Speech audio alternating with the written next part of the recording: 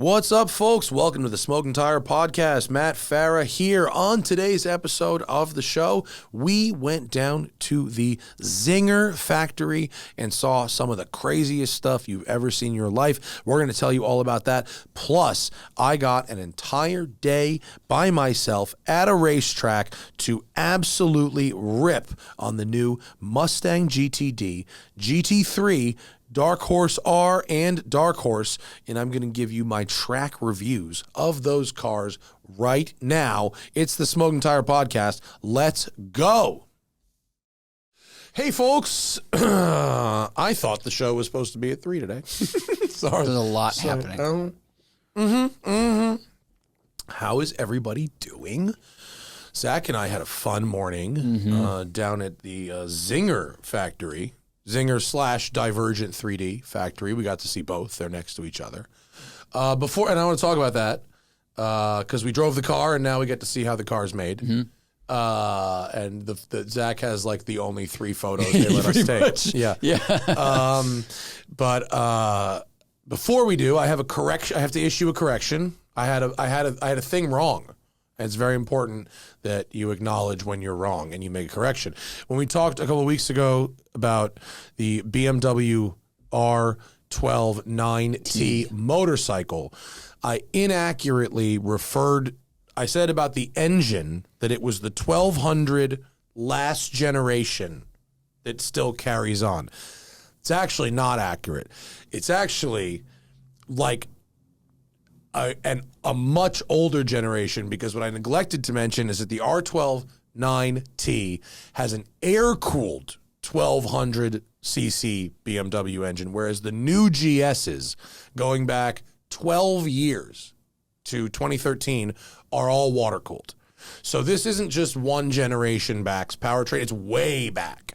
So that partially explains, why like the quick shifter is not so refined and things like that, because it is actually the old powertrain, which is neat.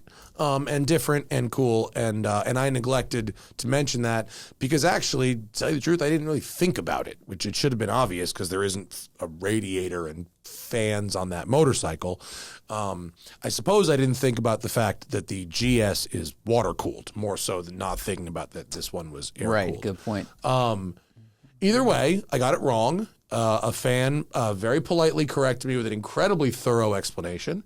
And now I'm correcting it for all of you folks. Oh, yeah, okay. Right. See, look, it does have... It's got a thing. That's got to be an oil cooler. But I just looked at it and uncritically, and I wasn't like, is this a radiator or an oil cooler? Sure. And look, if you... some people are like, would hear me say that and go, but you're supposed to be a professional. And like...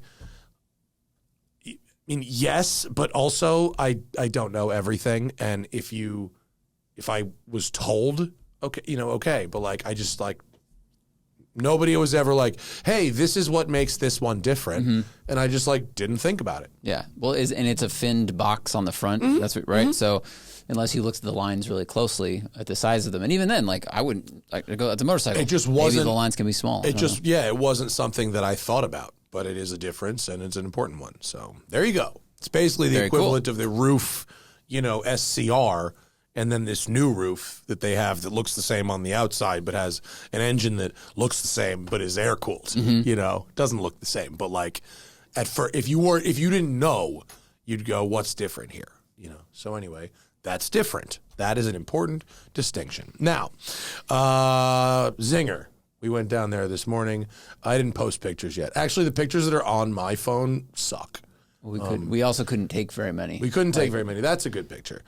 So we talked about the car in last episode, right? That was last episode. Sorry, we kind of recorded things out of order. So if I'm a little confused about what happened when, it's been a busy week and things are not airing in the order they recorded. We drove the car. It's absolutely crazy. Did 30 minutes on it last episode. Go listen to that. So they were like, you really have to come see how it's made because that sort of defines how they wanted me to see how it was made first. The scheduling didn't work, but I promised that I would go. And pretty nuts. It's amazing. Yeah. So Divergent 3D is the parent company of Zinger Zinger Automobiles. And the car is, although the car is a very real thing and very serious business, it's a showpiece for the technology, which can be applied to aviation, military, boating, like submarines, like who fucking knows? Like everything. Anything you need to make that's made out of this kind of metal and that, requires being stress tested in a certain strength. Yeah. It can make. Yeah. Yeah. And so think airframes, but also subframes for cars, chassis components for cars, structural and braking components for cars. I hadn't heard the term fluid manifold today, but they mention that a lot. It's essentially a 3D printed structure that has multiple hoses, for lack of a better word, in it. So, like, rather than having 3 rubber hoses from point A to point B that run somewhat in parallel, they have a single part that just has those things. So they're all the same, and fit exactly, every time. There's probably other advantages besides that, but like that's one. It's just they showed us so many different shapes and parts for so many different things, some of which we definitely could not take pictures of. But I feel like this picture, which we have up... But we could say what they were. We can? We saw missiles. Okay. We can say that. They said, did you see the thing? The yes, no? No, the no column was like photos of the missiles and or names of the military partners. Oh, right, yeah. But we could say the list of the companies that they made. There was the Bugatti Tourbillon. Mm-hmm. They were making control arms and probably other things. We saw control arms. The Ferrari F80. They were making some bits for, and unidentified Aston Martin. I'm guessing it's the Valhalla, right? Basically, it was pretty much like control arms and suspension type componentry that they were making for those companies. Yeah. But the other ones, and then we saw missiles. And other parts. But like what they highlighted and what you can see in this photo, even though this is not a defense picture or a defense product picture, is like you can take something that used to be 200 parts and turn it into like 4. Yeah. Which, looking at that thing sitting on the stand was crazy because you can look at it and you can go, oh, that bracket used to be an individual bracket that was affixed to this like fuselage. Yeah. Now it is part of it, like literally all seamlessly done. And the ladder structures used to be like bits bolted to bigger bits, bolted to bigger bits. And now it's just like one. Yeah. And so what Lucas Zinger, who's real fucking smart, was saying was that they have a software where you essentially put in what you need the part to do and the shape that you need it to be. And it figures out where metal needs to be and where metal doesn't need to be. Mm-hmm. And it is capable of finding the perfect form, not just the outside form, but like the inside form.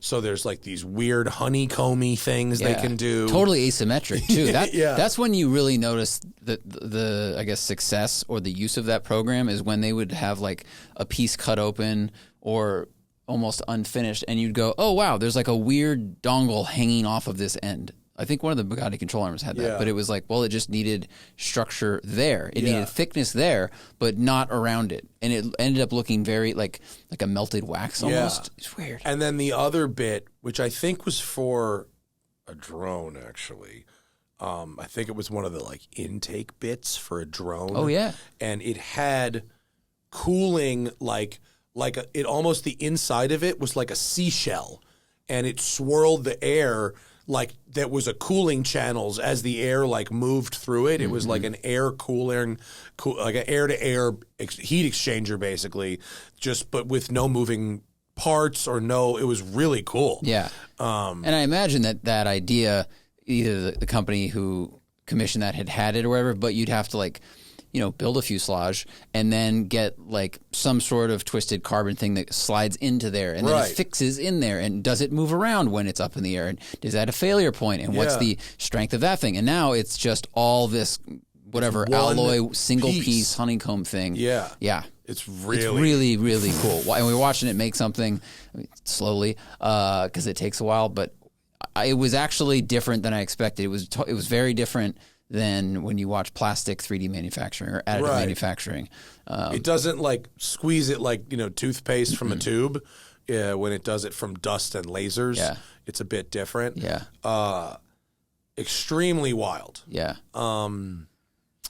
The engine as well. We saw a powertrain on a stand.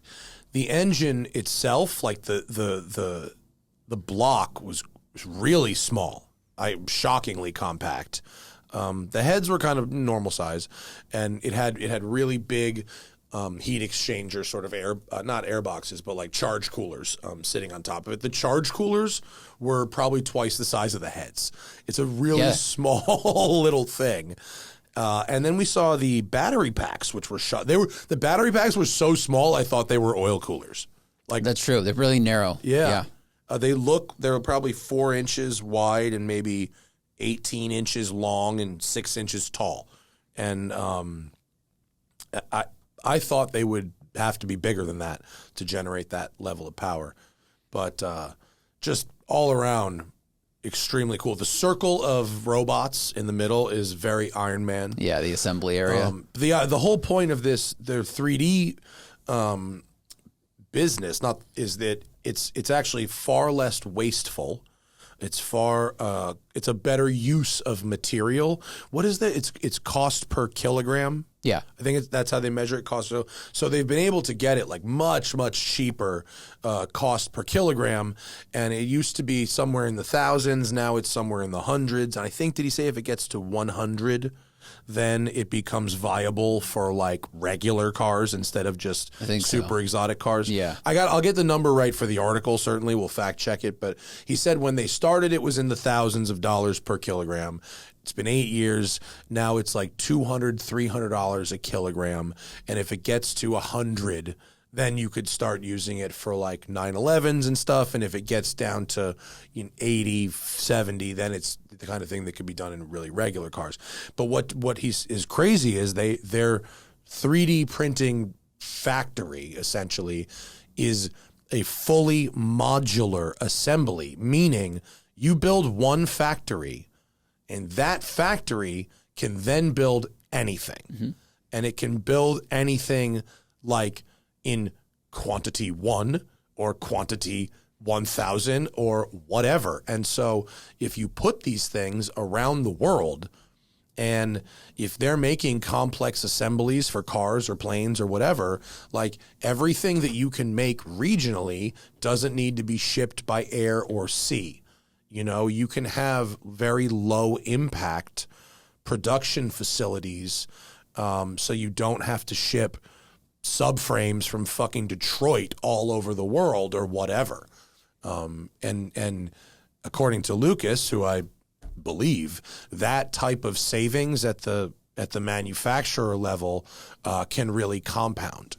I'm sure. The cost of shipping frames or subframes or blocks or whatever heavy thing it is around the world, 'cause we've talked about this before, like there's stuff that gets built here, then shipped to Germany and then assembled over there, or try it out over there and then sent over here. When the tariffs were announced, all people talked about the crisscrossing of cars from like Mexico to America and back. So it might, relieve some of that capital expendinger. Yeah. And then the car's like real fucking fast. The car is very fast, and it doesn't get old to look at. It looks insane. Yeah. It looks as fast as it is. I actually think it gets better looking the more that you look at it. Folks, we got to take a quick break from the action because DeleteMe is supporting us today. They have been fabulous to us, and so you should hear me out on them. I hate spam text, fake calls, stupid emails, all this stuff that just comes in, clogs up my streams, my inboxes, my DMs, everything. And it all comes through data brokers. When you sign up for websites, when you order things online, your data, it gets sold to data brokers. And then they use it for nefarious things. Your name, your contact info, your social, your home address, even information about your family members. It could all be compiled by data brokers and sold online. And DeleteMe is here because it's the wire cutter top pick for data removal services. And as someone with an active online presence, I use DeleteMe. Privacy is important to me, and here's how it works. You sign up, you give them the information about yourself that you want taken off the internet, and then they go hunting, right? And a bunch of it can be automatically removed. A bunch of it requires further review, and after about a month, they send you a report, and I got my first report, and it was like 1,100 instances of my stuff being out there. So we got rid of a bunch of that. Then a month later, see, they keep going. It's not a one-time thing. A month later, get another report. Same thing, but it's only like 300, and then it's 200, and it keeps going down and down and down. It's great. It really does work, and my spam texts, spam calls have really gone down since then. You can do it too. Take control of your data. Keep your private life private by signing up for DeleteMe now at a special discount for our listeners. You can get 20% off your DeleteMe plan by texting the word review to the number 64,000. The only way to get 20% off is to text review to 64,000. That's review to 64,000. Message and data rates may apply. We are also brought to you today by Factor. I love Factor because between busy schedules, summer plans, driving sports cars, running around, running businesses, sometimes I only have a couple minutes to eat. It's not enough time to cook something, and I'm too hungry to seek out the healthiest option. But Factor helps me eat smarter and healthier with tasty chef-prepared meals, dietitian approved and delivered right to my door. Now, Factor has more than 65 weekly meals made for how I live, what I like to eat. I've got even more ways to fit in a real meal wherever the day takes me, right? You can support your wellness goals, even with they now have GLP-1 friendly meals and new Mediterranean diet options. They're packed with protein and those good fats. Plus, savor some global flavors because now we've got Asian-inspired meals with bold flavors influenced by China, Thailand, and more. And for more choices to better nutrition, that's why 97% of customers say that Factor helped them live a healthier life. You can feel the difference no matter your routine. My routine very frequently involves me being up a mountain, coming back down, having to fight traffic, get back to the office to record a podcast, to run a business, whatever. I don't have time to make healthy choices, and therefore I make bad choices. But when I have Factor, I know that healthy food is just waiting for me at the office in the fridge when I get back so I can have a healthy meal and then do a podcast. I'm not making those bad choices. You can do this too. Eat smart at factormeals.com/tire50off and use code tire50off to get 50% off your first box plus free breakfast for 1 year. That's code tire50off at factormeals.com for 50% off your first box plus free breakfast for 1 year. Get delicious, ready-to-eat meals delivered with Factor. Offer valid for new Factor customers with code qualifying auto-renewing subscription purchase.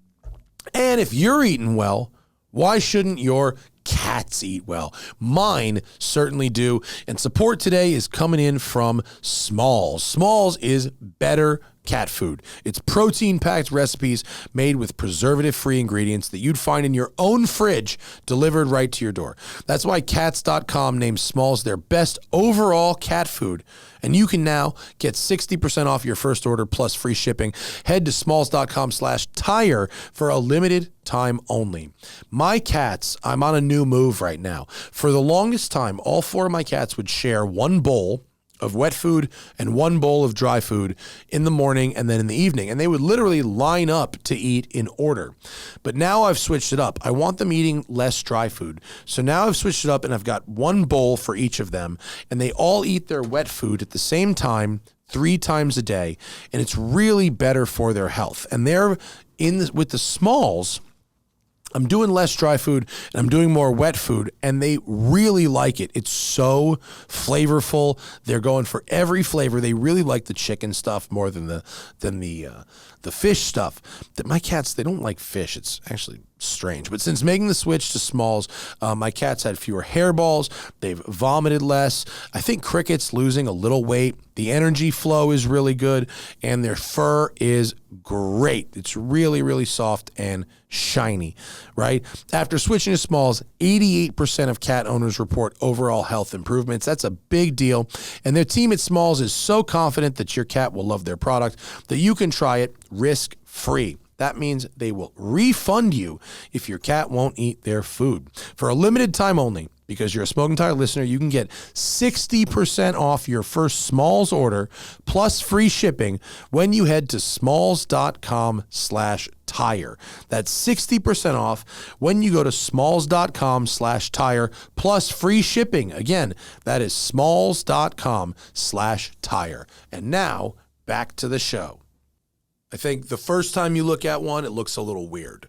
But the more I look at it, the more I actually appreciate it. I think it looks fucking rad. It looks great. Really, I think it looks great, but it's some really good albums, a movie that requires a second watching to really appreciate. The first time I saw one, the pure aesthetic of it didn't stop me in my tracks.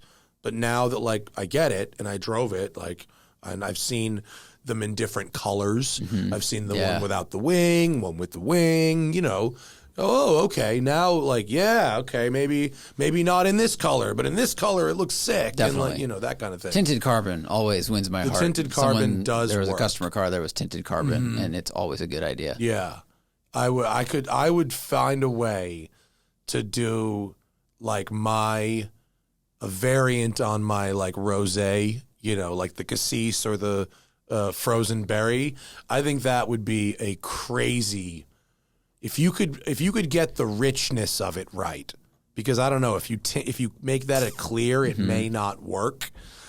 If you could though, it would be incredibly. I wonder if you could do a clear with a tiny bit of colored flake in it. I wonder if that, not too much flake because you don't want to obscure the pattern. I don't know. I've never seen that. A clear with flake on the carbon. They had that. They didn't have a car, but they had one of these bucks that was a tinted British racing green. It was perfect. Dude, in a room full of crazy shit, one little piece of I was like, that one. And the woman who's, I regret not getting her name. I looked up at her and I was like, you're the color person, right? She's like, I'm the color person. And not just because she had a bunch of these things in front of her, she looks exactly like Brenda from Manx. A lot like her, yeah. I was like, Brenda? Yeah, you have two jobs? It looks exactly the same. But yeah, she has a fun job. And those cool, they had the speaker covers with different finishes on them, to show a customer, which of these three things do you want to pick? It just looked awesome, and it's anodized. It's not just painted plastic or whatever. Yeah, it's super cool. That's really where, for that kind of money for a car, I think you're getting the right amount of crazy. If you get that tour as a customer, I actually think that's a value. Oh wow, honestly, it's a good sell. Yeah, I mean compared to some other stuff out there, I think that this price for this car is actually a value. It seems special and unique, literally from the atoms to the finished product. Not just it's fast. I got these attributes, and like we've talked about almost ad nauseum about this car, is not only does it look different than anything else out there, and it feels and sounds different from anything else out there. It's constructed in a way that it looks like it was built by aliens. Yeah. From 20 years in the future. Yeah, it totally does. Yeah. Shout out to him. That shit is fucking sick. That shit is... look at this. I don't know if how does a customer, they need to have some kind of... Do they have a public-facing anything that customers can, not customers, regular people can see? What do you mean? Is there a fucking showroom somewhere for one? I should probably have the answer. Question. I think they sell them at O'Gara and different places like that. They have dealers, but I don't think the dealers have a car you can go look Probably at. Not. If you get a chance to go see one anywhere, you should try. And ask them to open the engine compartment. The clamshell. Because then you can really see the subframe and stuff because that's what we're looking at here. These crazy shapes that this looks like whatever this big support is on the top right looks like a huge chicken breast. And that is one of the engine mounts. What's really funny is it's almost impossible to tell this photo that we're looking at, which is on Zach's Instagram, you have almost no idea what direction this photo is taking, like which way is up. That's a good point. Like, what are we looking at?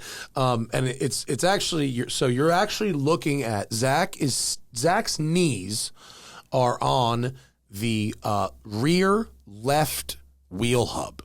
That's where your knees are. Right rear, but yeah. It's right rear? I think it was right rear, yeah. Because this is the back of the car. Oh, the back of the car is to the left? Okay, yes. Yeah. I thought the shocks went the other way. No? No, in the front, the shocks go across, which I have a video of, but not a picture. And, I thought, the shock is mounted that direction, not the other. Okay, fine. Oh, yeah, because I remember this is a screen grab from the video where I panned down. No, I get it, because you look at this, and it's like it would be a challenge to most people to say, identify a part of this car that and just name it the same thing you've seen on other cars. Like, find the A-arm, that's probably the easiest one. But after that, there's pivot points where the shocks go because it's, what's it called? Cantilever suspension. Yeah. But, like, what's the thing under the shock do? I don't know. It looks like a shell. That looks like a decayed jaw. Like, no idea. When we walked through, there was a shelf there, and I said, these look like skulls. And they weren't. They were just, like, some component for something. I think it was a bunch of, like, the brake hub and whatever. Yeah. But it looked like a bunch of, cyborg skulls. That would be a fun game down there. Body part or suspension part? Yikes. Yeah, super cool stuff. Real crazy, and very. It's one of those times where you're like, oh, there's like, it's hard for me to say this with a straight face because they also make missiles. But you could say, oh, the tech is being used for good, but like, it's also being used for some bad.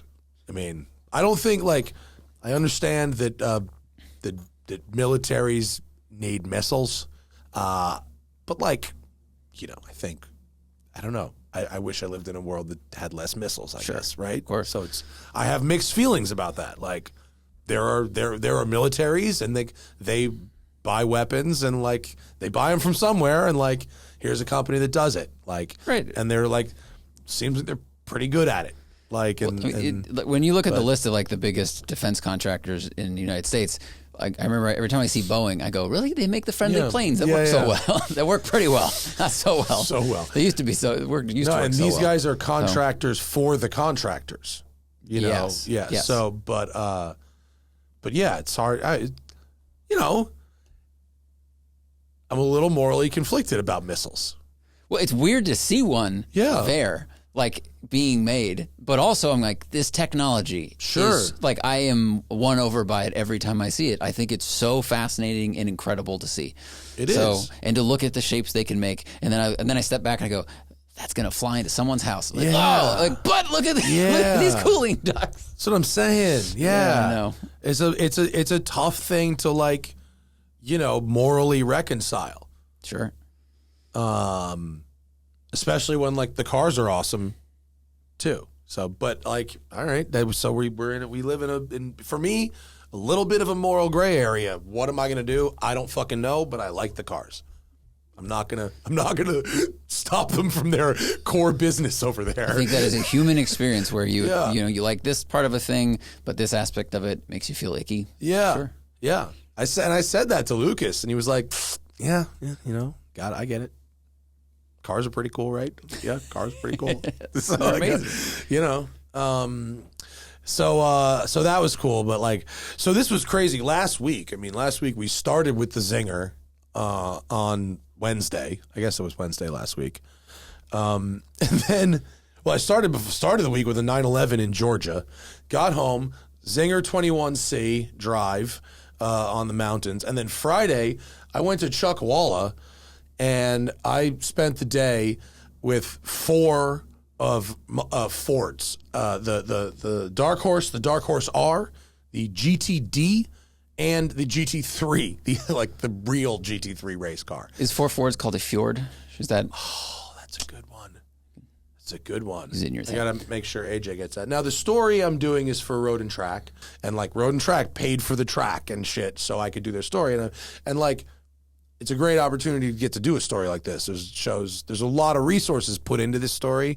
Multimatic employees flew in from far away to support me doing this. And I mean, they brought multiple race cars. They brought cars in. They rented an entire track for me for an entire day, which is crazy. My neck hurts. And my body is actually quite sore from number of race car I drove. I drove a lot. And with a GT3, I've got to drive a couple big name race cars before. Every time it's like a little taste. Get a little taste. You get like 2 10-lap sessions maybe, and then you get to do your photos, and that's pretty much it. And that's better than nothing. I'm not paying, and it's for videos, and like I'm happy to be there. So when I show up, our photographer Paul was it. There was no editorial staff beyond me. Like there was the Ford guys with the cars and the Multimatic guys, and they were like, so what do you want to do? And I was like, well, I'm going to start slow and go to fast, and I'll probably do that a couple of times before lunch. I'll go through, the thing and go through it again, do some mounted shots. We'll break for lunch when it's really hot. And then we're there till dark. I was like, we have so much time. This is so crazy. After lunch, I'll just like jump around between cars, I guess. And okay, cool. And I was like, I don't want to be, greedy and, it's your race car and everything. Like what's an appropriate number of laps? I just, I need to get it. I'm doing a story. I'm not, qualifying. And they're like, what do you mean? And I was like, 10, 15, like, what's cool? And they're like, our instructions were full tank of gas, full set of tires. So have fun. Like the car's supposed to work. Yeah. It's not gonna explode. Have fun. So, and this is the number one car. This was their development car. It's never actually raced. It's only done development work and stuff, but it has a lot of hours on it. And it's supposedly very good, and it also doesn't have the GT3 restrictors on it. So it's like 640 horsepower. But, I mean, hilariously, going from the Zinger 2 days later to this. This has half the power. Half the power in the straight, and it weighs more. Boring. And so I was sort of like, it's not like I was like, wah, wah, but like, I knew, I was like, prepare yourself to be underwhelmed on the straightaways with this car. Now, fortunately, it's really loud. The straight pipes right there. Yeah. It's so loud that it doesn't matter if it's not as fast in the straightaways. Well, and look, it's also on slicks and fucking with downforce and all this. But so if you're a patron, you're going to get to hear about GTD a couple of days early. Don't fucking ruin it. Okay? That's what being in the club means. So I got a dark horse to drive out there just to get used to. And oh my God, you want to talk about a car? Look, this is a lovely car. The engine's great. The gearbox is great. The brakes are really good. It's got Trofeo RS's on it as a street car. CarPlay, instant, bang on, no issues, right? I don't love the big screens, but like it's got the quick button for CarPlay. It does. The Porsche doesn't have, right? Quick button for CarPlay, it's good. But the alignment on this goddamn thing and the front tires, I drove it out to Palm Springs. This car is exhausting on the highway. It's fucking moving around. It's darting. You cannot drive this car with one hand. You can't do it.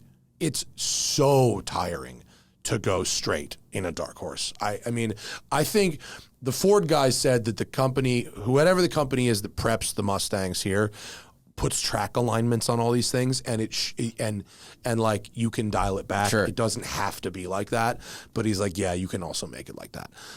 So, I'll assume that they aren't all like that, but this one was, oh my God, it was brutal. Now it was fun on the track. It was it's not really included in the story, for the magazine, but I hadn't been to Chuckwall in about 2 years, so I ran like 15, 20 laps in it, and it's like a fun car. easy to drive, very nicely balanced, decent amount of grip, with those Trofeo RSs, for a street car, it sticks pretty good. The alignment's nice on track, you don't have to worry about it. I did get the brakes hot after about 8 laps, so you probably would want to do pads and fluid because the hardware's definitely there. But Dark Horse R is the cup version of that Mustang Challenge. And you can, I got to drive Jim Farley's car. So shout out to Jim. Thank you very much. Yeah, that was it. That's a GTD. No, go back. That's it right there. That's it. Yeah, it has this. It has a similar livery to the GT3, but it's a Dark Horse powertrain, straight up. Which even has the rev match. They left the rev matching in, so it's on a toggle. You can just toggle it on, and they're like, everybody in the racing series has their pride, and after about 2 test sessions, they leave it on.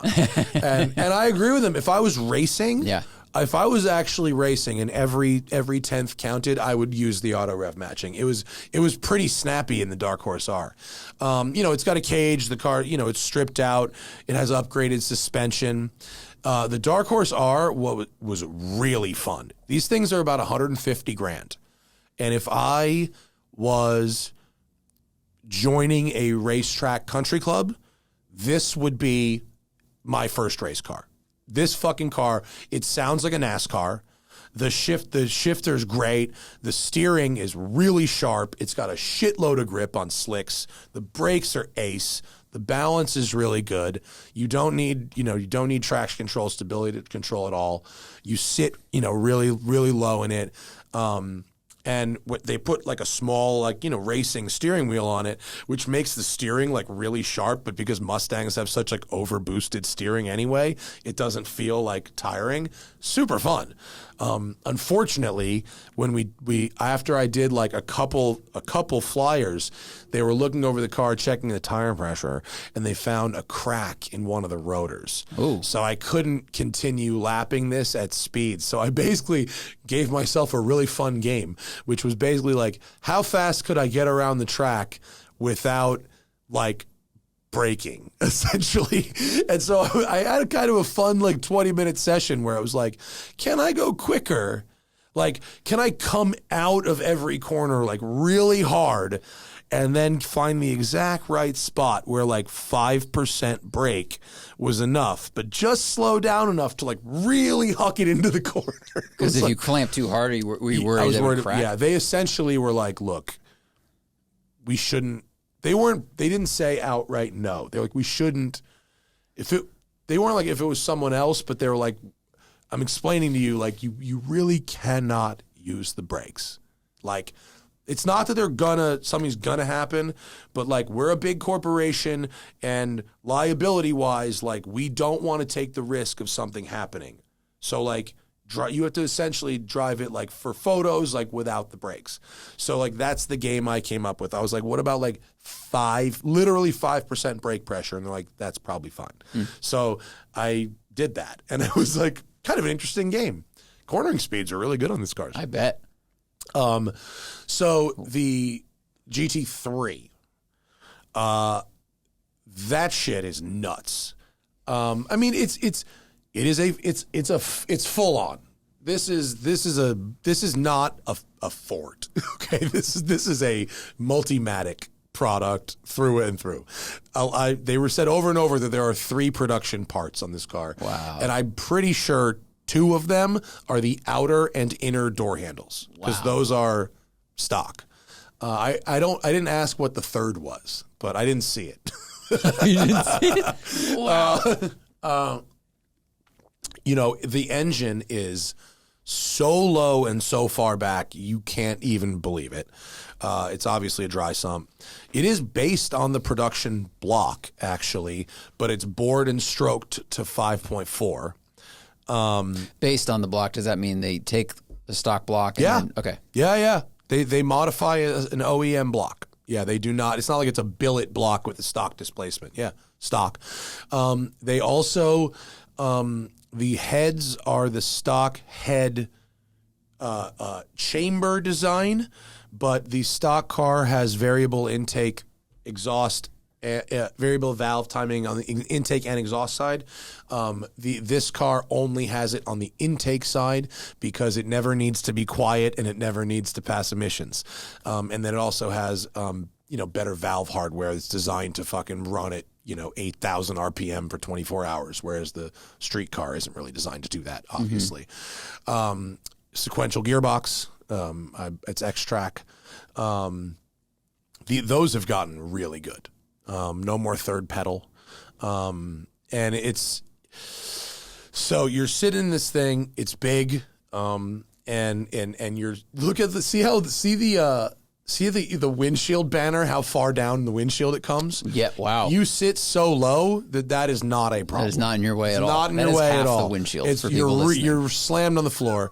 Fortunately, I fit in the seat. It was actually is very, very comfortable sitting there. Has air conditioning. And as long as you are moving at speed, the air conditioning is really effective. That is air conditioning in race cars has been a great thing. Where should I start with this? It apparently you're supposed to wear earplugs, which I did not. I bet you are, and I didn't. It's insanely loud, surprisingly. Right? It's got these side pipes. It's unbelievable. And you get about 50% engine, about 50% gearbox whine. It's actually very well behaved at half speed. So not at like super low speeds. Every race car is like the gearbox with the straight cuts. Just when you're trying to go slow for the photos, the 20 miles an hour, they hate that. But this race car was better behaved than any other car I've driven. For those first two getting to know you laps where I'm shifting at 5, short shifting, light braking. It wasn't like shitty when the tires were cold. It wasn't shitty when the brakes were cold. I mean, you do have to warm things up, but it wasn't a clunky piece of junk when you weren't doing that. So it was incredibly approachable, which was really nice. Does it have ABS or traction or anything? It has both of it. It has ABS, it has traction control, and it has stability control. I drove it with the ABS on 2 out of 12. Wow. So that's minimal ABS. That's low. I'm just saying that the range of adjustment there, that's a lot of numbers. I thought it'd be like 1 to 5 or something. Okay. Well, they race in the rain. They race in the rain and they want you to be able to micro adjust it. All of them were 1 to 12. The traction control, the yaw, and the end of it. And I drove with I never got the ABS to off. Nor I don't want to drive with ABS off. For some people, maybe there's a point of pride in driving hard with ABS off. I don't need to prove anything to anybody, but I did drive with traction stability control fully off. And I felt good about that, actually. And this car has no bad habits. I mean, it does exactly what it tells you. The steering ratio, the inputs were crazy sharp. Going back and forth from the GTD to this, because after, I didn't drive the street dark horse anymore. And once the rotor was done on that car, after lunch, it was like, and there were 2, and you have 5 hours. So what do you want to do? So I just kept going back and forth between the GT3 and the GTD. And the GT3, I would say I did like 2 or 3 5-lap sessions and then a couple of 10-lap sessions. By the end, I felt like real nice. And Mike, the Multimatic guy, there was a couple Multimatic guys. This guy was awesome. He basically, as he sees you getting more comfortable, they drop the tire pressures lower and lower so you can keep going quicker. And the full pros run like 24 PSI in a race. And he started me at 28 and he got me to 24 by the last session. And by the last session, I was fucking humming. Like I went by the last session as fast as my body would allow me to go. They were running telemetry, but what I didn't have was a ghost to chase. So they had never been to Chuckwalla before. So they were like, these are your times and you look great. but I can't tell you if this time means anything because this car's never been here before. Right. So we can look up, if you want to look up Chuck Wallet times, my best time was a 140.0. So we can look up if that's good or not. But they said I was looking good, and they said my feedback on the car was good, and that they were making adjustments based on that. What was your time? 140.0. All right. Well, according to fastest laps, you're faster than Randy Popst in a GT3 RS by 15 seconds. Well, that's a street car. I'm in a race car on slicks, so I know. fucking hope that's so. a lot. That's a lot, though. So wait, 15 hang on. seconds. What do we have? Do we have a real race car? Are there any real race cars up there? Someone else will have it. So I don't know if that's good. Someone else can tell me if that's good. But that was my fastest time. Oh wait, what? That's. Oh wait, there are other. Whatever. It felt good. I went as fast as my fucking brain would let me go. I mean, I need like I had Jordan Taylor at AMP. I would need another line to go, all right, well, you broke here, but the car is capable of braking 10 meters later. And I did not have that. So the motorcycle track record is a 154. Oh, here's another thing, by the way. You can run this track either way. We went counterclockwise. So that will matter. I don't know which way there. Oh, okay. This is clockwise. So we went counterclockwise. Oh, okay. Look for CCW.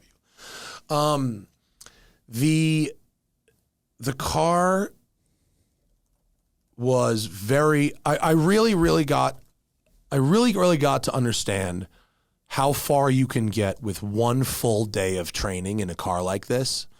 That was enough for me to be like, I don't know if I'd be comfortable after one day of training going wheel to wheel in this car, but I do feel like with a couple of days of training, which if you're planning on racing GT3 is nothing, then you could really be comfortable. I did not feel comfortable messing with the settings and shit while driving. I don't know how much you have to do to get there. If I was messing with stuff, it was while I was stopped, not while I was lapping. Dude, so this driver was in a KTM Expo GTX 2022 on slicks, and they ran a 143. Oh. I guess. Oh, I guess right? that was running. Well, the title's 143 isn't fast enough, so I guess maybe they beat that. Guess that was running pretty good. I think you were fast, dude. Oh yeah, here, 992 GT3 Cup 143. Oh wait. I think I got that wrong.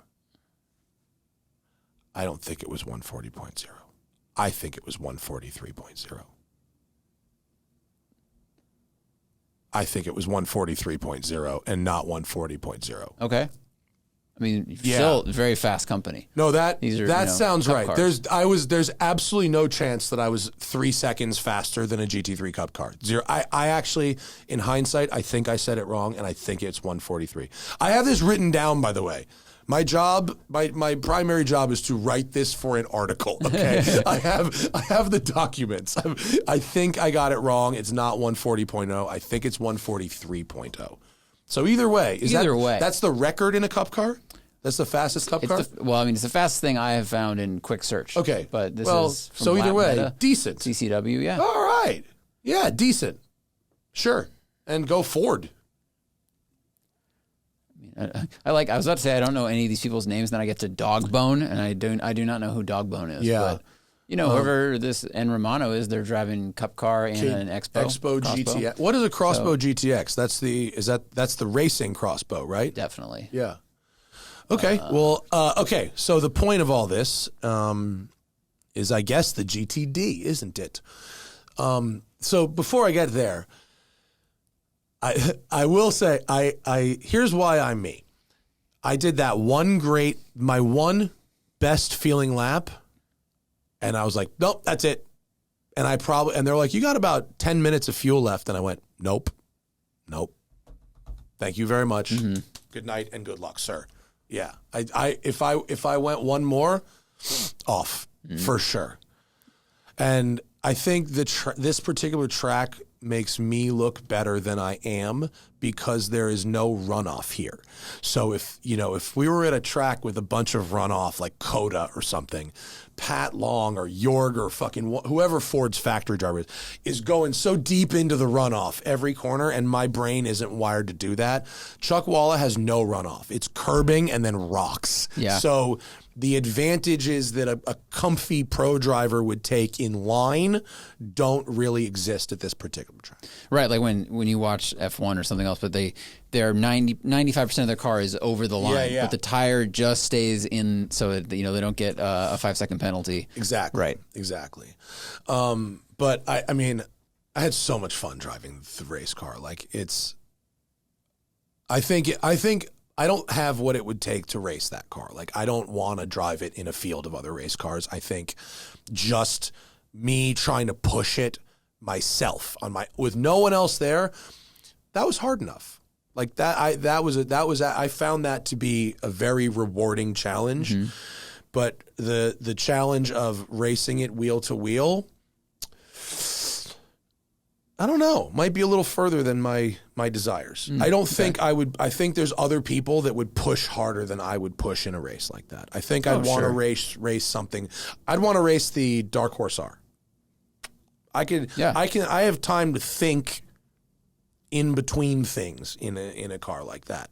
Whereas it's even to run one lap in the GT3 for me is I think graduating up is.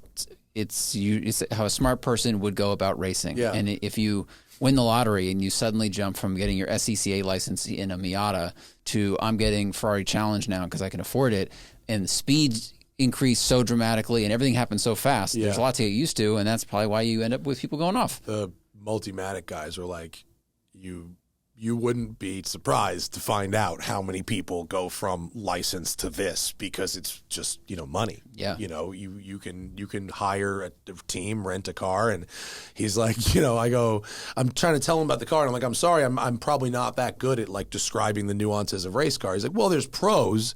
He's like, but you're better than, the hedge fund guy who's like, my first race car is a GT3. He's like, you at least have like an idea of like what grip and dynamics and stuff are. Like, all right, cool. So that shit was fucking crazy. That's a cool And now day. my neck is hurting. Yeah. I wanted to do some of those band exercises on my neck. Damn. Yeah. If you're good, before Coda, you probably should. That's a street tire race. We're running E92 M3 on street tires. So I'm not worried about my neck there. This running 60 laps with downforce and full slicks, especially there. Chuckwalla is all third and fourth gear sweepers and that fucking bowl corner, which, dude, the bowl in the GT3 was really something. That's got to feel like Daytona. It was private Daytona. It was really one of those. Super cool. Yeah. What a good day. I'll tell you what, the GT3 makes curbs disappear. Just glide. Wow. And to segue, you know what else does? The GTD. Really? The GTD is made for hitting curbs hard. And this is nice. This is all right. They're asking a mega fuck ton of money for this car, for a Mustang. Mm-hmm. This absolutely beautiful blue car. Thank God they brought a good car. I had to educate the Multimatic guy. They were like, I was like, oh, thank God you brought a good color. They're like, yes, we have white, black, and blue. I said, use the white and black ones for crash testing. Get some red, some yellow. And I explained to him why press cars. And he was like, oh. And I was like, just thank you for bringing the blue. Because this blue is beautiful. This also, they were very clear to point out, is a Multimatic product. This is, and it drives like it. This thing is fucking awesome. It's 815 horsepower. It's a fuck ton of power. It's a huge amount of power, and it's that fabulous the Tremec transaxle, the 8-speed, similar to the GT500, upgraded a bit. It has rear-mounted oil and trans coolers in what is effectively a hollow trunk. a huge amount of active downforce and aerodynamics front and rear. This crazy swan neck wing. They don't all have the swan neck wing. That's a package, right? You can get or they all have the swan neck. They don't. Some of them have a fixed wing. Then they have the active wing. I had the active wing because, of course. And then it has the track mode drop, like the Generation 2 Ford GT did, where you have to be parked and it goes and like slams it. In this photo, it is in track mode, I think. It gets like low, and it goes back up when you turn the car off. So you can't shut it off in track mode. Can't hard park it. Yeah, you have to leave it running. Which we had the wing on this thing, it extends beyond the rear bumper. Yeah, you need to put enormous. A red flag on it when you drive on the highway. It is enormous. Yeah. So it's and because of the center exit Akrapovich exhaust, it does have a unique sound that I've not heard really from a Mustang before. It does sound different. It's cool. It's a metallic rasp that typically you would get from German cars that you get from here. The body's carbon. This one had the interior carbon also. The Multimatic guys like removed the hood grates before the track. Which they said you don't really have to do, but it was 100 degrees, and they were like, can't hurt. And so it has inboard rear suspension, which you can't see in the mirror while you're driving unless you tilt the mirror down. But if the passenger like looks back there, and I have a camera, there's a window where the back seat backrest would be. Yeah. And unlike the GT3 RS, you can fold the seats forward, so you can actually throw shit back there, which is good. Farley made a big deal about this going after the GT3 RS, which I think strictly on a lap time comparison is fair. I mean, they run. I think the 3RS Manti is still quicker, but they're in the same league. They're both doing sixes, which is insanely fast. Regular drivers aren't doing sixes in either of those cars. Yeah, the official time for the GTD is 6:52. Yeah, and what's GT3 RS? It's a little better, but I think it's a little better. But nevertheless, they're in the zone, right? 6:49. Okay, so 8 seconds. Absolute 6:52 to 6:49. That's 3 seconds. 6:50. You said 52. Oh, 52, right. Yeah, 3 seconds. Yeah, so that's, different day, different driver, maybe, right? So I only drove it on the street for maybe half an hour during lunch. My concern, because it has 325 fronts and 345 rears, was that it would be even nastier to drive on the street than the Dark Horse, which has 305 fronts and I think 325 rears or 315 rears. But on the street, amazingly enough, it tramlined less than the Dark Horse. So it's just an alignment thing. It's just an alignment thing. Yeah. Now, it did catch some edges because these front tires are crazy wide. But it wasn't bad. My initial concerns about how it drives on the street may have been premature because it actually seems to drive straight just fine, which is good. That's what we want. Now, and on the track, it's really good. The front rear balance is fucking awesome. I just turned everything off right away. Not to brag. I just wanted to see like how it was. Man, talk about a car that does not do anything you don't tell it to do. Wow. Does all the things you tell it to do. It does nothing you don't. It's great. It's in some modes. The guy, Multimatic guy, bless his heart, kept telling me that it was going to shift when I hit red line, even in manual mode. And maybe there's a mode where that does happen, but I hit spin the knee, hit M, and it didn't do that. If you hit red line, it banged the red line. Perfect.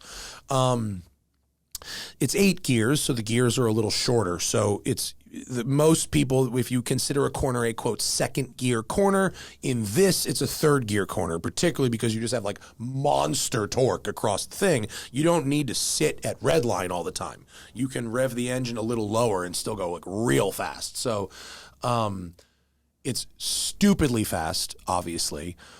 I would say for the first,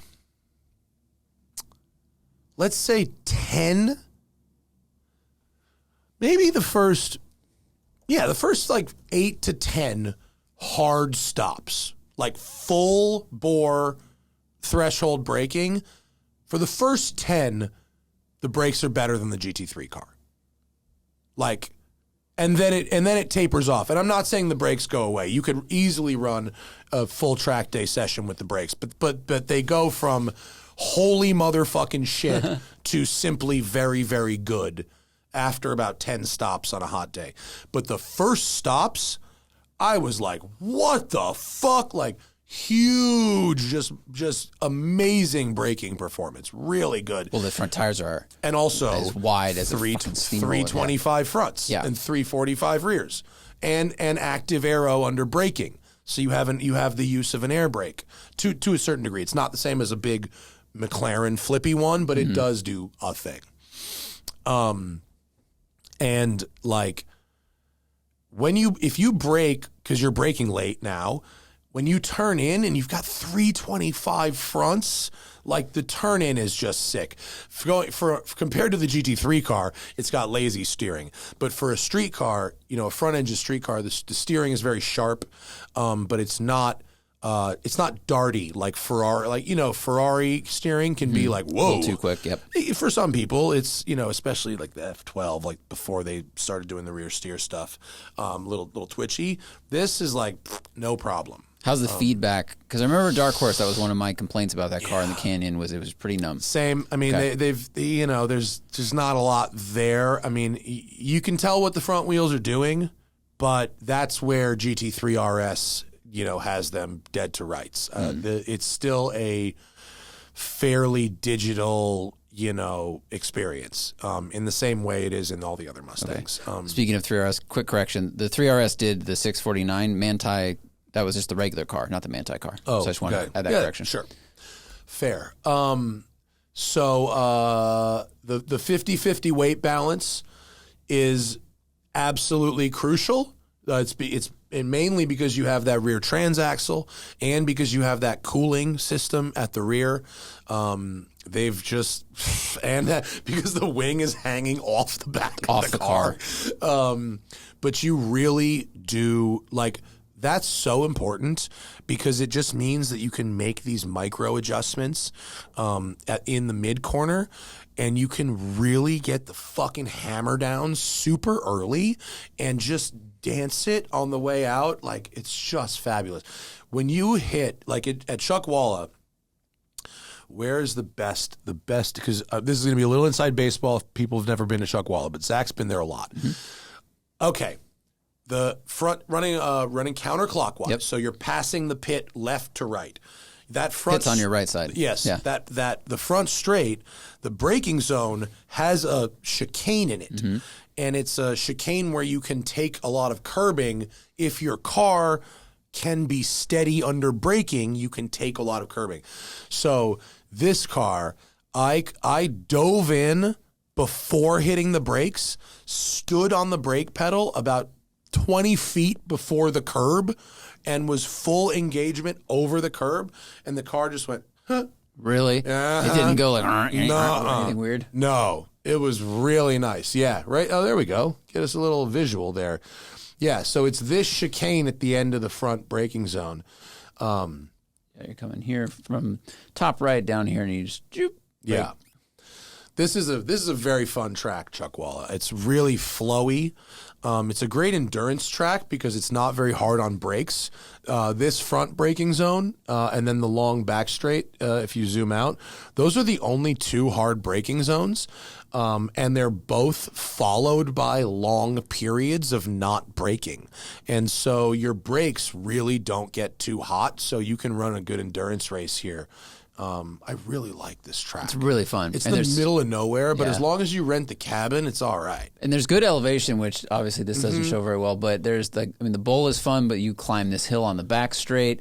and when you're going clockwise, the way this drops down from the back straight into the bowl is really exciting. It's, I don't know, it's only like a 30-foot, maybe 50-foot drop, but it's enough. And then, of course, over here, this is what I will call Cayenne Hill, where we almost had a big oopsie daisy in 2012 with a camera car. Yeah. It's like, it's similar to Button Willow, this track, but it's prettier than Button Willow, and it's, I think, more fun and has 20% more elevation than Button Willow. Yeah, and I would say the elevation feels more natural here. In Button Willow, like the hill. Yeah, they just built mounds. Plop. It's just a plop. Yeah. It's a plop. Yeah. Yeah. I really do like Chuck Wall Wallace. is really fun. So, okay, what else can I tell you about the GTD? Are there questions? Oh, we can't have questions. We can talk about it. Well, I have a quick, funny GTD story to add. So I did Spike's Car Radio on Saturday, and I decided to drive the Dark Horse up there because you were back in time. And I said, great, I'll drive that up. And he had never seen one before. He had no idea what it was, even though he likes Mustangs. So I get there, we park it, and he goes, a friend of mine is coming, and he's bringing someone else who's bringing a Mustang. And I was like, well, who's your friend? His friend is like a police captain. This guy shows up. His police captain's friend who pulls in is Bo Bachman. Oh, that's driving hilarious. his pink GTD. Sick. Upstage Dark Horse, I don't care at all. Yeah. But the the GTD when pulled in, Did they do the show amazing. or did they just hang out? He was just hanging out. Oh, okay. It looks incredible. It looks especially big. Bo's like psycho. Bo's color is cool, but the window to the suspension is rad. Everything about it. It has a presence. Yeah. It's a large vehicle. Yeah, it's huge. Well, that's the one thing. Like the one thing I didn't get, and Ford says when the car comes to LA, we're absolutely going to get one for a week. So like whatever, but it's enormous, right? And Mike Levine was there, and I was like giving him some shit about the thing being enormous. And he's like, what does it matter on the track? And I was like, people are going to park these at fucking Trader Joe's, dude. Like, it's the size of like an F-150. Like, it's huge. But so I got my capsule experience on a racetrack that I had all to myself. Does it feel big on the track? No, it doesn't feel big on a track when you have a whole track to yourself. It's fine. In Malibu, it probably will feel enormous. Yeah. I want to measure it. I'm curious how much bigger it is than... We did the width. It's pretty close to the width of an Aventador if you count the GTD's mirrors, but don't count the Aventadors. The Aventador has really long mirrors that accentuates its width, but it's big. I mean, it's like 8 inches wider than a regular Mustang. Yeah, like, and because it's a front engine car, the hood is very tall because of pedestrian crash standards. Yeah, so it's a thick big. one. It's thick. Yeah, not much you can do it. So other than the lap time, the vibe of it is so much different from the GT3 RS that I don't think the comparison works. I just don't. I do think that if you like Mustangs and you want the ultimate street legal track day Mustang, this is the best Mustang I've ever driven. Sure. I mean, by a margin. You know, the GT350R was incredibly special, 10 years ago, and they're still special now. Absolutely. But this is a Multimatic product. This is not a fucking Ford. It's barely a Ford at this point. The way that it, and like, what is it? What are the compromises for this thing? Well, you have no back seat. You have no trunk. You have very wide front tires. It's enormous, and it's expensive. Those are your compromises. There aren't others. That's it. The software, the UI.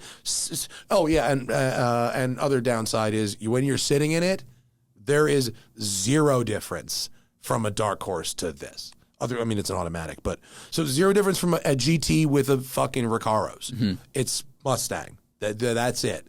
Even the GT3 RS. A 911 is much nicer than a Mustang. Right. But a GT3 RS is nicer than a 911. They have unique door cards. They have certain unique interior features that do go above and beyond in a way the GTD does not go above and beyond. Okay? So, but having said that, like, they just feel completely different. I mean, the vibe of the ultimate Mustang and the vibe of the, quote, ultimate Porsche, they're different vibes. One is the Caribbean and one is Hawaii. One is Paris and one is Rome. One is New York and one is fucking LA. They're both sick, but like they're just so different. So, and like, is it worth? It's insanely expensive. That blue car was $460,000. Like, does it feel like that? Like, what does that mean? Like, what does it feel like? Not when you're sitting there parked. Certainly doesn't. You know. Well, I mean, and does a GT3 RS feel like the MSRP they charge? Now it has different door cards. It does feel different than a 911, but does it feel like 300, 400 grand? It's just such a subjective question based on I think, how much money you have. Yeah, no, I think that's an insane number too. But I think it's somehow more easily justifiable. I think somehow. But like, I don't know. I don't have the fucking kind of money anyway. They'll sell every one of these things. Every one of these. There are enough rich Mustang enthusiasts that they don't even need to go outside that pool. Mm-hmm. If you're not already like, you're not going to be able to get allocation for this fucking thing. Not for a while. Yeah. So like, it's amazing. It's amazing. Whatever it costs, it costs. Like, it's a fuck ton. It's a fuck ton. But it is cool that it was made by Multimatic, who made, I mean, the Ford GT. I mean, they've made a lot of different really high-end, amazing race cars. Honestly, if I had to do a track day in a 2017 to 2019 Ford GT, I'm not talking about the crazy Mark IV race car, but like the one that we drove down and curated. If I was going to do a track day in that or the GTD, GTD. Why other than sound? Or in addition to sound, I should say. I think I'd be more comfortable pushing it harder. Like it was really fun to like push the GTD really hard, where I would be nervous about doing that in the GT because of its value.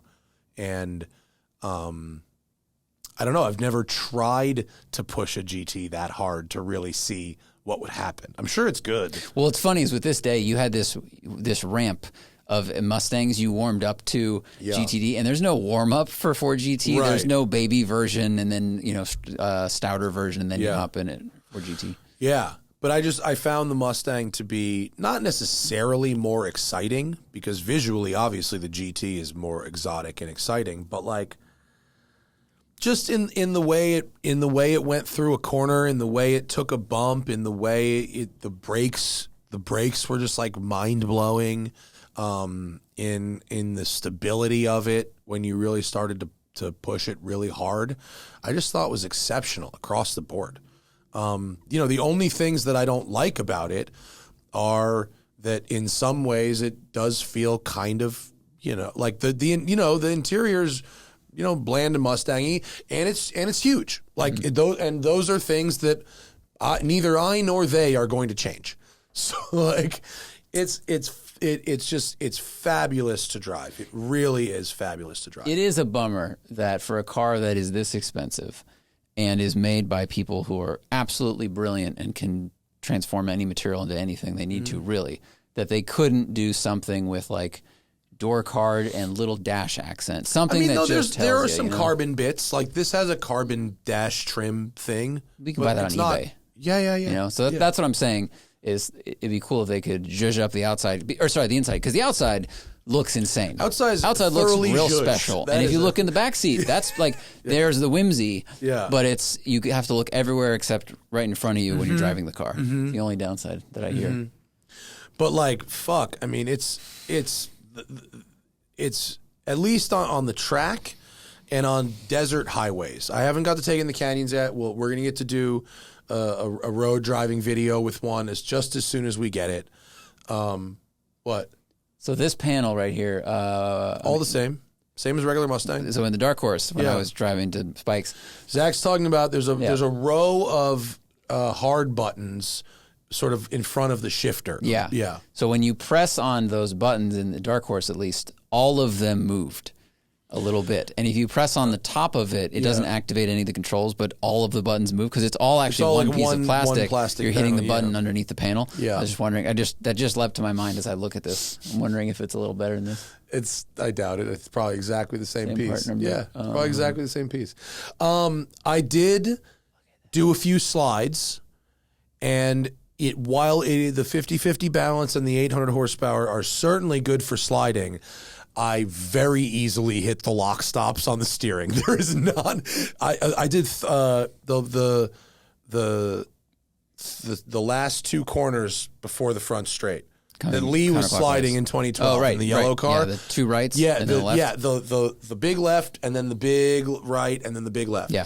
So the first one, pretty nice, a little wiggly on the gather up, and then the last two were great, except I fucking hit the lock stops on both. And I was like, nope, that's it. So there's not a lot of angle on this car. So it's not optimized for a Doriftos. I'm sure the turning radius is not good. I mean, those tires are so wide. Absolute dog shit. Yeah. You know what's funny is I did it in track mode, which is lower. No, the angle won't change. No, The tires are huge. Yeah, they're just big. Yeah, it's just not going to do it. The car looks awesome, though. The But fender it flares. did hold a third gear slide through the sweeper right until I hit the lock. Right until you just... Yep. And then, that's it. Did you loop or did you just snap? Okay. No, I gathered it up, but like that was the end. Yeah. But man, it's a thing though. It's fucking this car is sick. It's imperfect in ways that compromised machines are. In this case, it's just giant. But it's fast, it's balanced, it's a lot of fun to huck around a racetrack, and it's nice when you're driving slow too. I mean, it's not clunky at all when you're slow. When it's a fucking regular car, it's great. Yeah, comfort mode is like very chill. Super cool. Yeah, really, really nice. Good job, Ford. I wish it was half what it cost. I understand why it probably can't be, but like at like $200,000, like no brainer, absolute, toe to toe with the ZR1, no brainer. But at $100K more than the ZR1, ooh, forget the GT3 RS. That's really where the comparison is going to be, and we will have both at Performance Car of the Year, which will that's going to be getting to go back to back with GT3, not RS. We don't get an RS. It's the GT3 we're getting is a wing car with comfort seats and a stick. Okay. So my guess is it doesn't win the lap times, but editor's choice maybe. It's a contender for editor's choice. I mean, this year's lineup is fucking heavy. This versus ZR1. This is ZR1. Goliath. It's going to be I mean, it's going to be a lot of fun. I can't wait to go back to back with this and the ZR1. It's going to be really, really fun. But I'm extremely impressed with what they're able to make this car do. It's fucking really good. It's very, very fun. And even with everything full off, like if you drive, not stupid, it's great. No ill manners. Nice. Yeah, really nice. Yeah. You want to get to questions? Mm-hmm. You know what? Before we get to questions, I am going to have a little whiskey for questions. What do you say? I'm going to skip. Okay, but you can hold the fort for a minute. Sure. Are there live people? They can wait. They'll wait. Right back. Oh, hello, Someone did a 145. Yeah, David. I think on lap meta that was I closed the window. I think it was like a Huracan Evo track car or something like that. So 143 is fast. And what is the power of this Expo thing? Expo G.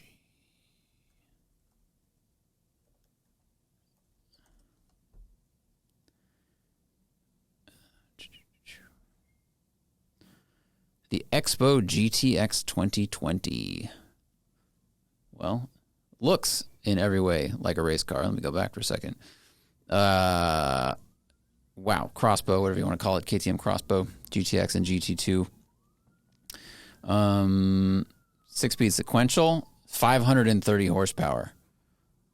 And this car cannot weigh that much. Car, whatever you want to call it. So weight without fuel, so dry weight, I guess, let's call it 2,200 pounds, 2,300 pounds. 2,300 pounds. The Crossbow GTX, Matt Farah, yes, sir, is a 530 horsepower car that weighs about 2,200 pounds dry. So for you to be knocking on the door of that thing that's ripping. with a lot more weight, that's ripping. The GT3 is way heavier. That's incredible. Yeah. Wow. A little Johnny Walker blue. Just keep it real. We got that from Hussein, right? We Yeah. captured it from his bunker. We did. All right, let's go to the people. All right, we got some leftovers, and then we got a bunch of new stuff. Okay, well, we'll fucking, let's see what kind of energy we got, yo. Of course, if you want to ask questions for the live show, if you want to watch the live show, if you want to get the show before everybody else, if you want to get the show without ads, if you want to get extra bonuses and features and even extra podcast episodes entirely, patreon.com/the Smoking Tire Podcast. Not to mention, if you're in that kind of mood, by far the best thing you could do for us as creators, as a fan, is join the Patreon. It's better than watching all the ads. It's better than watching us or listening on any platform. It's just the best thing that you can do. A couple leftovers from last show. Flying Monkey, the electric G-Wagon has been declared a flop by Mercedes due to poor sales, but loved by journalists and reviewers. Can you think of other cars in the past that got high praise, but were complete failures with the public and didn't sell? Yes, but first, can I just say that I think maybe in 2 years, a used electric G-Wagon may be my next daily driver fuck around car. Because the depreciation is probably insane. Yeah, I bet it's crazy cheap. Yeah, we're gonna have to revisit that in 2 years because Hannah loves a G-Wagon, so that could be the kind of thing that we could find for fucking nothing. Yeah. What else was praised well but didn't sell very well? I mean, Every Lotus. Yep. That sell pretty well. Look up every Motor Trend car of the year is like a fucking flop, Except for Porsche stuff. right? Yeah. I mean, apparently the Alpine A110 does not sell very well, even though everyone who drives it seems to think it's the greatest thing ever. Small, light sports cars in general maybe just don't do that great. Caterhams. Yeah, things like that. for sure. Yeah. Yeah. Disrespectfully agree. That's a good username. Last week on vacation, I drove up Pikes Peak. It was wonderful but terrifying because it confirmed I have a fear of heights. Are there other automotive pilgrimages I can put on my list that are maybe a bit lower to the ground? Sure. Certainly Car Week is one. Going to any number of iconic racetracks to watch a race. That's, I guess, the equivalent of going to all the baseball stadiums or whatever, right? You could go to events, like you could go to the Daytona 500, or you could go to Grid Life to like watch people drive and race, and then that way you don't have to get too high off the ground. Monster Jam. Not really a pilgrimage, but you can just go to it. I wouldn't say that's a pilgrimage. What is it? $1 million? Well, that's probably not high off the ground. $1 Million Highway in Colorado is amazing. It is, it's but amazing. It's that goes up a mountain. That's true. Yeah. Route 66. Death Valley, that goes down from mountains, but True. Choose your month wisely. It depends. Is a pilgrimage a road trip or because you can come here to California and see where they filmed the iconic race wars scene from Fast and the Furious? A lot of people want to do that, by the way. Really? They want to go, and they want to go to the tuna place. Yeah. Store and not the tuna, Fast and Furious house. Yeah, I usually just take them to Neptune's Net. The house and the tuna store, not good. Dance of the Carvoyants. A little Pearl Jam reference in there. How come I see an RV flat towing a vehicle? 9 times out of 10, it's a 2-door base Jeep Wrangler. Is there something specific about a Jeep that makes it good for flat towing or a runabout? Yeah, I think a 2-door Wrangler.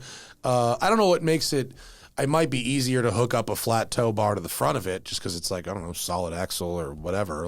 And I think they probably have the space that's open for a winch. You can probably just put a flat tow thing in there. Probably. There's probably some very easy way. But also, like, if you're a traveling person, like retired or whatever, and you wanted a car that could do any adventure, a 2-door Wrangler is a pretty good choice for towing behind an RV. I mean, you can take the top off if you're somewhere nice.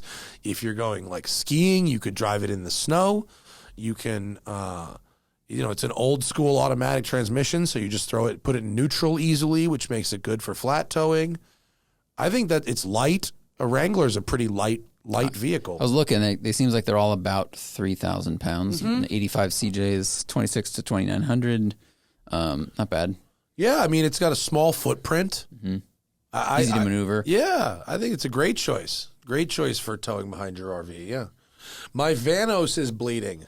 I drive past the body shop on my commute, and it's starting to accumulate crashed Teslas. Are replacement parts still an issue? I haven't heard that in a while. I don't know. I don't know either. Yeah. Everything clean but the ashtray. If the SSC Tuatara is a Corvette to Pagani, what is a Is a Corvette Pagani? What's a Corvette 911? Oh, no, that right. So that's sort of not how that works. The answer to what is the Corvette to a 911 is just Corvette. Is an actual Corvette. Yeah. Right? I don't think there's anything in between, right? Yeah, I mean, there is nothing else that has a rear engine flat six configuration, so you can't, there's no like 1-to-1, but like. Well, you came in. It's not rear, it's mid, but. Sure. Yeah. I guess that is it. No, that's not how that works. The metaphor doesn't work like that. The answer to what is the Corvette of 911s is Corvette. Like, I'm sorry. It just is. Like, that's why I used Corvette of Paganis, because Corvette of other things was already taken by the actual Corvette. Sorry, I'm not trying to be a dick, but like that. Clapman's freshman dorm bed. How well screwed together are E34 BMWs? Are they more like E39s or more like E36s? That's a good question, and I'm going to say that they are more like E36s, but like they're more expensive, so the materials and the seats and some things are better. Maybe. I don't know. They were built from 87 to 96, so maybe if you get the ones that were made in the late 80s, maybe they're glued using the toxic stuff that works versus the biodegradable stuff that didn't work in the 90s. I don't know. My mom had an old, not an M5 or anything, but I don't remember it having as many interior clinkety clunks as every E36 I've ever been in. Well, it was a much more expensive vehicle, so it was put together better to begin with. But I think E46 and E39 go together and are built about the same, and E34 and E36 are built at about the same quality. It may also be that the E34s that I've been in the presence of have just been nicer cars. Like Zuckerman's E34s are like amazing, but other ones I've seen are like kind of shitty. Browser's freaking out. I was trying to open this link to show you what they're talking about. Instagram handle on my window. Have we had any more discussions about having a meetup in the Northeast? No. Did we ever have discussions about having doing something in Seattle, yeah. That's the Northwest. Oh, sorry. The Northeast is... Monticello Car Club, let us know. No, I mean, like, I don't know if I had talked... Meetups are a strange thing. I was thinking of live podcast. Yeah. So if the live podcast tour happens, there will first be a West Coast one, and then there would be an East Coast one. We have to do baby steps. If I go to something on the East Coast, I would certainly share that I was going to be there, but I don't have any plans. It is possible I may go to the Hilton Head Concourse with my dad. Oh, wait. So Bad Gardener says, have you seen the 912 Barca on Instagram? Most Monaco car ever. Yeah, look at that. It's a 912 turned into a Jolly, basically. Kind of, yeah. Sorry. They have the doors taken out. It's a convertible. It looks like there may not be a top at all. It has the doors taken out. It looks like there are teak panels. Right? Can we scroll through these images? Yeah, we've got a tie down, like a cleat and a rope. Look at the floor. Yeah, teak floors. Like, those are, in some ways, they're like a sailboat. In other ways, they look like this cutting board that I have that's designed to catch crumbs of bread. It looks like a sauna floor. Right. Water can just fall through, no problem. Yeah. As long as those floors don't, like, raise the height of the floor too much. In general, I absolutely love this vibe. I wonder if it's structurally sound. But 10 out of 10 would roll around. Oh, look at the Bimini. That top is weird. The Bimini is crazy. What is it covering, really? Like your head, half your head, sort of? Yeah. Is there another angle of this? This overhead view is very, very odd. I want to see. I do like the teak outboards, and the shape of the cutouts is very similar to a BMW Z1. I just want to show this to the audience once more because SwitcherCast was having a conniption. That's the weird top. All right. And then, Z1 doors. Teak bumper. Hell yeah on the teak bumper. I would ask them to make a teak bumper for my 911 just because. Oh, and then it's Oh, is that a hose? It's a hose. It has a water tank. Yeah, that is the same hose they have at our dog park at our building. Yeah. They have one of those to wash dogs. Yeah, so this would be to hose off your feet before you get back in your car at the beach. God. It's actually kind of a boss move. Dude, I'm about this. I would roll that on Nantucket. But from 10 feet away, it doesn't look like it's probably $600,000. And from 10 feet away, it looks like Rob Ferretti cut it with a Sawzall. It does, yeah. The colors don't help. When you get up close, the colors look amazing. But from far away, especially with this camera, dark wheels, they just disappear. The whole thing looks like someone's ratty 911 they chopped up. You get close, then you can tell it was expensive. Yeah. I mean, but I do like where their head is at. And I think that the Resto Mod beach car is a good genre and should be explored. Fiat Jollies are great. Like, I'm obviously Team Manx, 100%. Shit like this, like, yeah, let's fucking do all that. That sounds great. Okay, Matt's missing Countach part. We're going to find out what that part is and how expensive it is. Since it's a Mustang day, what is the most beautiful Mustang ever? Zach and I are going to have wildly different answers. Maybe. I don't know. Most beautiful. I mean, I think 67 GT350 was very good. Mm-hmm. And then, you know what? The SN95, if you lower it, I think actually has a really good shape to it. Especially if you do with the Terminator front. You need the lower valance. Otherwise, it's too tall. Yeah. But that's a pretty good looking car. Yeah. I mean, for me, the most beautiful Mustang ever is the SN95 Celine S351. And that's where it's at for me. We can stop there. Specifically, an S351 Speedster. Now, that is a ridiculous vehicle that is not elegant by most people's standards, but in terms of the George Foreman car. That one is triple fucking yellow, but yes, different color. But yes, that is a good looking car. Good looking body car. kit. Yeah. Even with the convertible or Speedster, whatever. In the right color, this is fabulous. I think these were quite shapely. And I love the proportions of headlights and the front intakes and all that stuff. Yeah. And mine when I was a kid was a clone. I cloned a Cobra R, so mine looked a little different. I didn't go this direction with mine, but it was.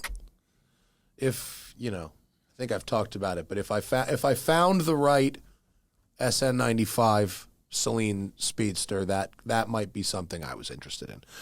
Can't unshitbox this. Bought the Notice Canyon Black Pearl as my first collector grade watch. Thank you very much for your support.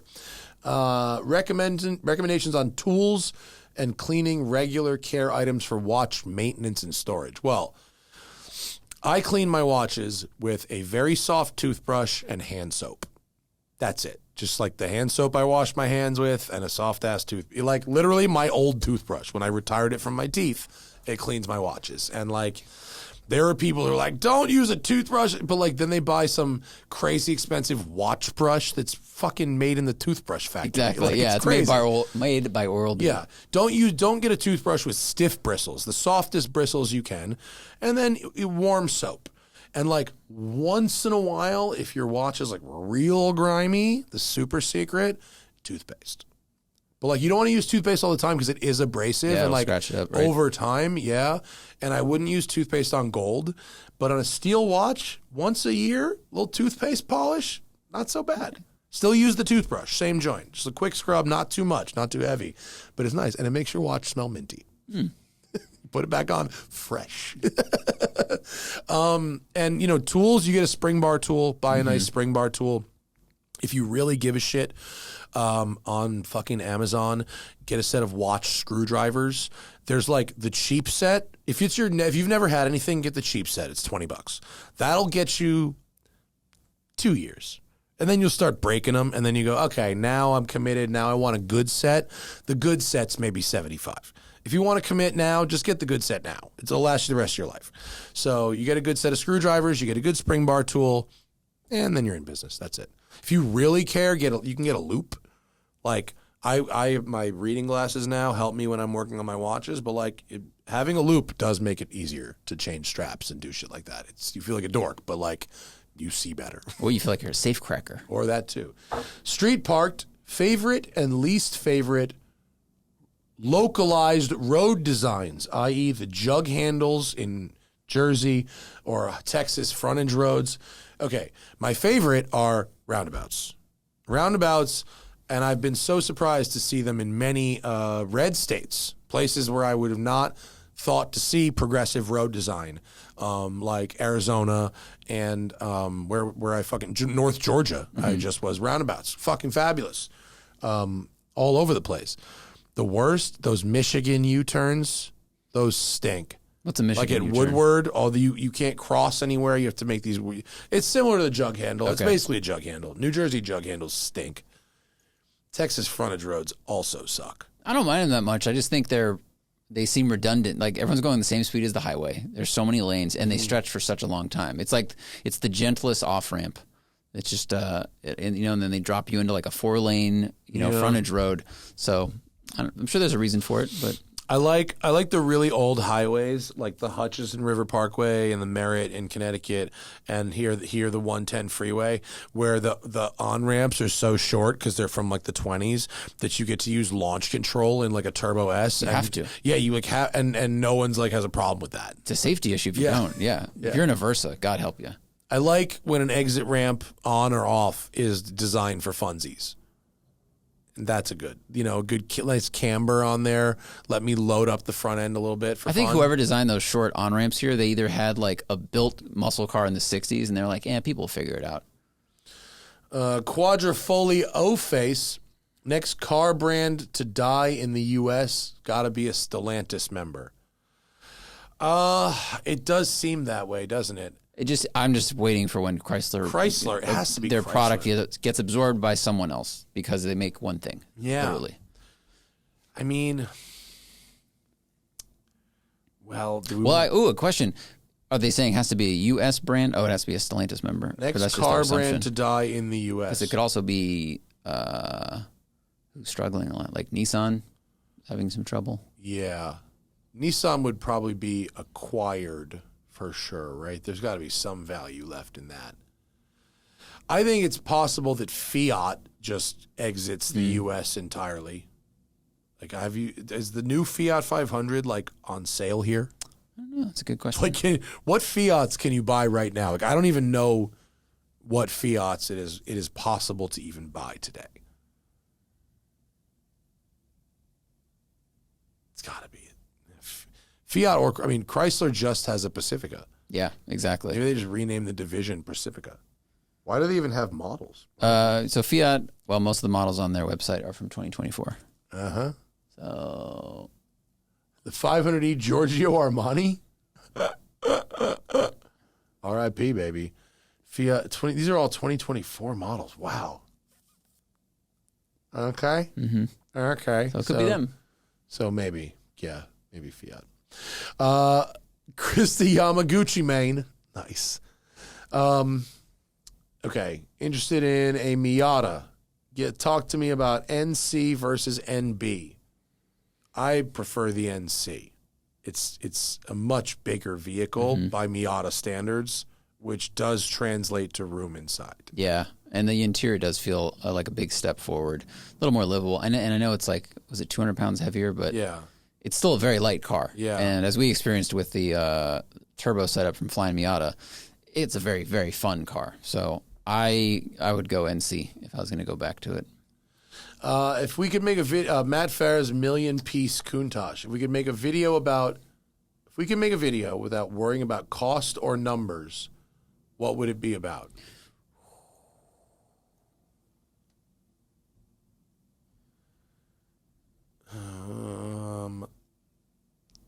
Like,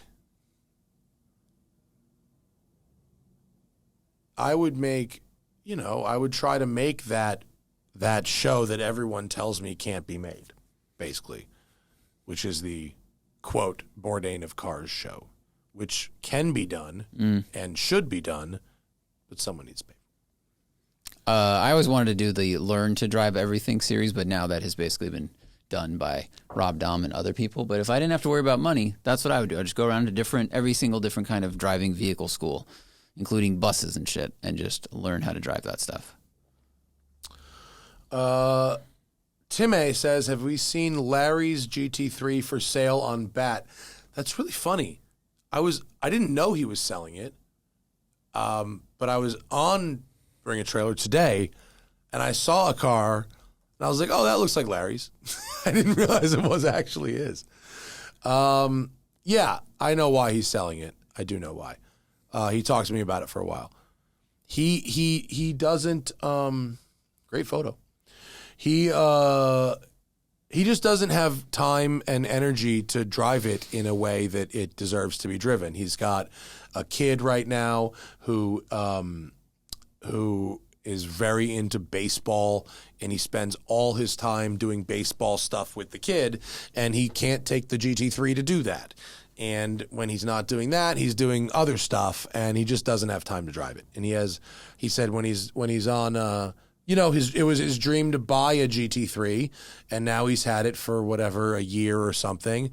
And he found himself like running errands in it just to drive it for something. When he bought it, or a year or so before he bought it, he was really going to the track a lot and whatever. And then, he moved on from that. So he thought it was a very expensive car, and it was a very expensive car, and he said, I could free up some capital to do some other things I wanted, and he's got 4 other cars or something. But he talked to me about it. I said, get fucking rid of it, dude. It's a GT3. If you really care, you can buy another one someday. Bush did 997. Do you have any Venturi experience or know anyone who's owned one? I know my Venturi experience is only coming through Matt Ivanhoe at the Curated Collector. The Curated Collector? Is that what he's called? What's Matt Ivanhoe? The Cultivated Collector. That's Matt Ivanhoe. The Cultivated Collector. And it's Venturi. Venturi, not Venture. Venturi. It's a weird French car. Venturi 400, and this is the one that we had here at Westside Collector Car Storage. Yeah. Wow. They called it like the French F40. Mm-hmm. It was similar power, and I drove it once. It drove weird. It drove sort of like a fast, like a Lotus Esprit kind of thing. It was that sort of vibe. Cool looking car. Yeah. I mean, generally a very attractive car. I forgot about this thing. Was it was here years ago, right?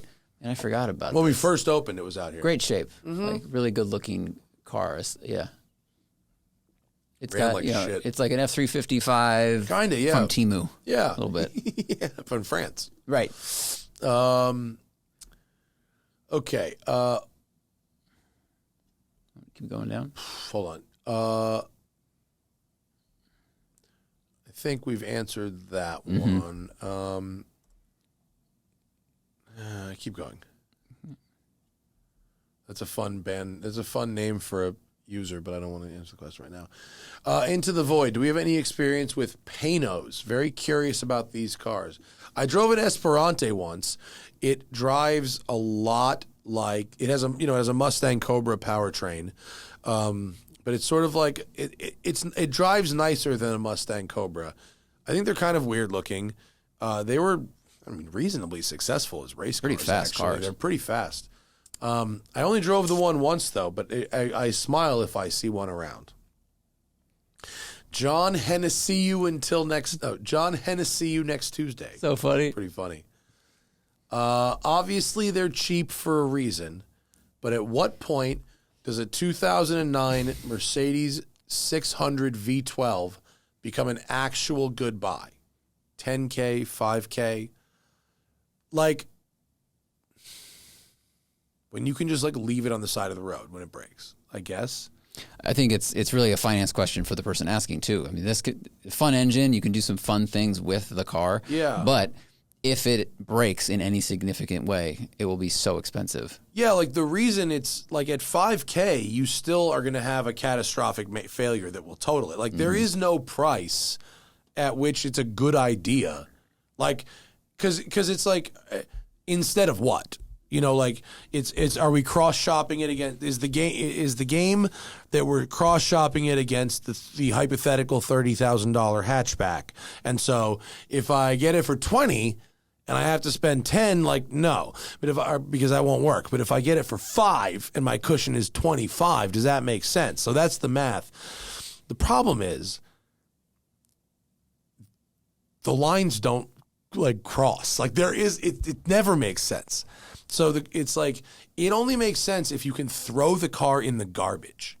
Like, if you're a person not of means, trying to make this hack work for you ain't gonna fucking happen. It could be very painful. Yeah. I don't know. I would refer to the forums because they might be able to tell you, you can swap the air suspension for coils and you can do this thing, but just expect every computer that controls the HVAC to explode. But maybe you can end up with a beater drift car with a V12 that'll last 6 months. The problem, these 600s have so many unique parts over the other car. Like everything is expensive on them. Regular shit is. I don't know where the math works at all. It may not. I think it's very subjective math. Yeah. It's up to you. How much is that car worth it to you? If it costs $5,000 and your budget is $100,000, it makes sense. Because you can just drive it, and when it breaks, you just leave it on the side of the road, take off the tags, and now you can go buy a $95,000 car. You've had your fun. Mm-hmm. That's when the math makes sense, when the car is a literal throwaway item. If you wanted to go drive off-road 1,000 miles, buying one of those for $5,000 would be great.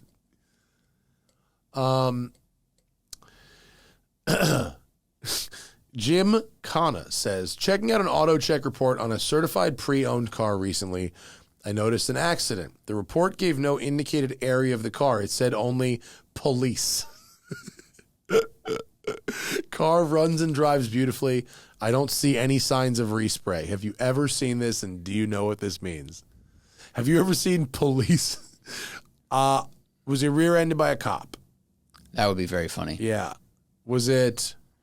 it said police. I've never seen police. Can you? Wonder if you can ask the police. Maybe. I don't know. Ask AutoCheck. You should hit their contact. Contact us. Yeah, you can probably call AutoCheck and find out. Get a PPI. Is all I'm saying. Dre from Houston. Okay, wait. Oh, all right. Okay, any movies or shows where the hero car in reality would be the downfall of the hero? Oh, yeah. What did I watch? Gray Man. It's like 2 years old. They made it on Netflix with Ryan Gosling. It's a good action movie, whatever. He doesn't have to emote much. He got his acting chops took a break. He shoots people. But Audi obviously sponsored it. And there's a scene where he is rescued by an Audi that is extremely damaged in many ways and yet continues to run flawlessly. So I think there are so many movies where a car continually gets crashed into, but because they sponsored the movie, right, it just keeps working. Was it Fast 9 or 10? Dodge, like outrunning the underwater explosion thing. And like there's no way any of this would continue to function. Almost every chase sequence, the cars would just be falling apart before the end of the chase sequence. The Roger Farah podcast, 4 years after it came out, is the base C8 something noteworthy for under $100K? Cross-shopping it with a 991.2 C2 or higher mileage S PDK. Like, not like fully base, but if you get the Z51 and the good stuff, then sure, yeah, they're great cars. Yeah. They're well under 100 now. Yeah, really well known, yeah. I mean, I guess if they're talking about getting a new one, but I would get Z51, yes. I'd get Mag Ride, I would get all of the performance stuff you can afford. Puff the Magic Draken. That's Love it. Fucking cool. Okay, looking to get in my first Porsche, leaning towards a 718. Have good budget, obviously. I prefer the looks and exhaust howl of the RS Spider. However, I already have a crazy car, a Draken, that's more comfortable with earplugs for a long drive, and I don't want another. I'm thinking I could reroute the intake of the RS to reduce the noise or make a valved setup, but would that solve the noise problem, or would the top still be loud? I think the question is, would the car work? Yeah, I reroute the intake system. I mean, I wouldn't bother doing any of that. Or a valved setup, I don't think that's a good idea. Yeah, I mean, if you really want to just get a demand motor in a Cayman or a Boxster if you want a really fast Boxster and without having to deal with that. I mean, the top is still pretty loud. Like, it's a single layer top, non-insulated. Like, it's not great for long drives. It's okay. It's not great. It's not what that car is about. I wouldn't get the RS and then fuck up the intake noise. Right. Porsche spent a lot of time yeah. engineering that, and messing with it could change so many things, probably void your warranty. So I would not do that. Way hand jobs from women I hardly know. Have you ever had an HPD instructor give you completely contradictory directions? Whether it's proper line, too much slip, too little slip, etc. It seems like each person is different. How do you handle that? Especially if you have a preference for a driving style, it's not the instructor's style. For context, I'm in an A group with lots of solo experience, and I'm working towards being an instructor. Yeah, I mean, who you have teach you is important. Mm-hmm. And now that they have data, I don't want someone in my fucking car anymore. And I don't think they want to be in my car anymore. For a not prohibitive amount of money, you too can get telemetry and compare a line with a pro, or have a pro review your lines and see if you can be accelerating or braking or turning differently based on video and that without having someone in the car. I've never had two different instructors give me contradictory directions on the same day, because I've never taken HPDE instructors. I've always done schools, and that's fine. I'm spoiled, and not everybody can do that. But no, that's never happened. But that's funny. I haven't had it back to back, but I've seen people who are instructors and ridden with them, and they drove a very different way from other instructors. So I don't know how to, like, if you get back to back, if you get different advice corner to corner with someone, that would be very confusing. Ask for clarity. Yeah, and then maybe hop in with a different instructor if you don't think that you like their style. Yeah. My Vanos is bleeding. That's pretty fun. How do you feel about retro style wheels? Particularly, I like retro style wheels when they're done right, but it's a pretty fine line. Mm-hmm. They have to be constructed well also, built well and look perfect. Yeah. Jethro Null requests an Anything But Cars episode. That's interesting. Maybe we could do that as a that's pro that's show? A more Patreon pro show. Yeah, Anything But Cars could be a pro show for September maybe. Okay, hang on. My other car is your mother. That's funny. Looking for a Porsche 997S Cabriolet manual for $70,000. That's a ton of money for one of those, isn't it? I just sold a 997S manual earlier this year for like $42,000. With an additional $10K set aside for maintenance. I live in New York City. I drive primarily on Long Island. Okay. Trying to decide between a C2S or C4S or is it worth waiting until I can afford a turbo? Well, hang on a minute. Do you, if you're not driving in like snow, and I mean snow, not rain, snow, you do not need an all-wheel drive Porsche. Don't need it. Car's fine in the rain. You don't need the all-wheel drive. So why are you trying to decide between a C2S and a C4S? And I don't mean that to be insulting. Like, is it because you want to drive this car as your only car throughout the winter? My guess is not. Because if you have $70 to spend on this car, that's not your daily, probably. Right? Like, I don't think you should get a 4S. If you don't, unless you're driving the snow, I would skip it. Turbo, different story. Different feel, right? Different car. You're almost buying it for the engine instead of for the drivetrain, or for the all-wheel drive versus two-wheel drive. I mean, should you wait until you can afford a turbo? I don't know. Would you rather have a turbo? I mean, if you think you can afford a turbo in 6 months, then don't get this now. And if that's what you want. But like, is that what you want? They're different cars. You know, if it's your first Porsche, you probably don't need a turbo. I think if it's your first one, do a 997S and just have the experience. Enjoy the two-wheel drive. It'll be a little lighter. The steering will be different than the four-wheel. Especially in 997s, there's a big difference in steering. The newer the car, the less the front drive matters. The older the car, the more it matters. All right. 2 more, and then These are the last 4, period. Oh, okay. So we could probably just speed run. All right. I don't know, whatever that thing is at the bottom. What? Whatever that car is. Oh, I don't find what that is. Okay. Hickory dickory dock, the rod has windowed my block. And that is very fucking good. Every job has its good days and bad days. What is an example of a great day at work, and what is an example of a shitty day at work in the automotive journalism field? I mean, I just told you about a great day. I got a whole racetrack to myself. And even a day before, like, a great day is a day where you get to drive something good, learn something new, experience something about cars that maybe you've never experienced before. Maybe improve your driving skills. Maybe you fucking nail a slide for camera. Maybe you look like a hero because you did something cool.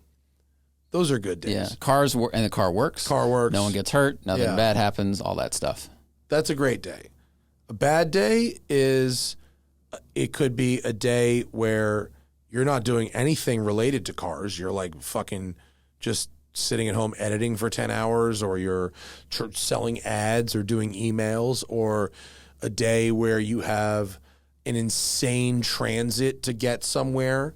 And then when you get there, you get like 6 laps of a track, and then you fucking fly, 30 hours each way to go somewhere. Like, it's nice to say you went to Spain.